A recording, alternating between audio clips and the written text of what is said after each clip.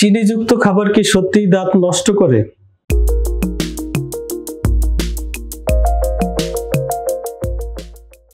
আমরা জানি যে দাঁতের এবং মাড়ির যে রোগগুলো হয় তার অন্যতম প্রধান কারণ হচ্ছে প্লাক, এবং এই প্লাকটি তৈরি করে মুখে থাকা যে সমস্ত ব্যাকটেরিয়া, সেগুলো কিন্তু চিনিযুক্ত খাবার অর্থাৎ পলিস্যাকারাইড যুক্ত যে সমস্ত খাবার থাকে সেগুলো থেকেই কিন্তু হয়, বা রিফাইন্ড সুগার থেকেই কিন্তু এই প্লাকটা তৈরি হয়।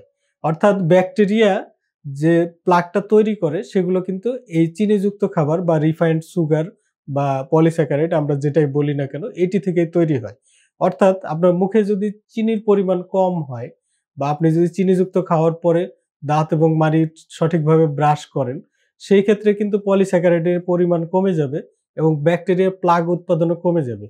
তাহলে আপনার মাড়ির প্রদাহ এবং একই সাথে দাঁতের ক্ষয়রোগ বা ক্যাভিটি হওয়াও কিন্তু কমে যাবে। অর্থাৎ চিনি যদি আপনি কমাতে পারেন, অবশ্যই আপনার দাঁত এবং মাড়ি সুস্থ থাকবে।